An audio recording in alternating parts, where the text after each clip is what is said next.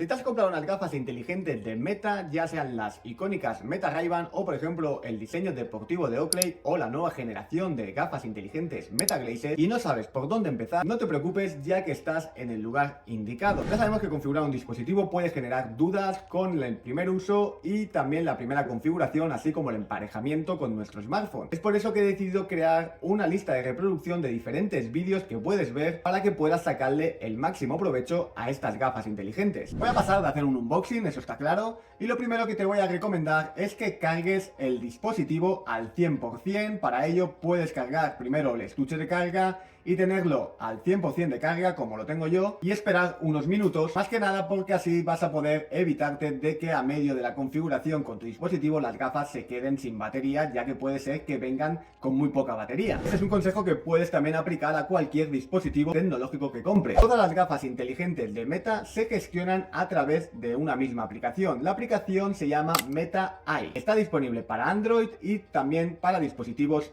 iOS en la Apple Store. Así que simplemente cogeremos nuestro móvil, buscaremos en esa tienda de aplicaciones Meta Eye, la aplicación Meta Eye y pulsar en añadir un nuevo dispositivo. Como estás viendo, simplemente es seguir los pasos que nos salen en pantalla, ya que Meta en este caso lo ha hecho muy bien, tener un pequeño tutorial dentro de la propia aplicación, así que simplemente vamos a seguir lo que nos está indicando en la pantalla. Sacamos las gafas, encendemos el interruptor físico integrado en la patilla izquierda. En el caso de que no nos salga a la primera por cualquier razón, simplemente volvemos a colocar las gafas en nuestro estuche de carga y pulsamos el botón que hay detrás unos 5 segundos hasta que el LED azul se encienda. Una vez se enciende, simplemente cogemos las gafas, las abrimos y ya está. Prácticamente las gafas se van a emparejar con nuestro smartphone de una forma muy rápida y sencilla. Y como veis, hay diferentes apartados en el cual nos vamos a centrar en el apartado de gafas. Haremos clic en él, iremos al apartado de general, iremos a información, iremos a nombre y aquí pondremos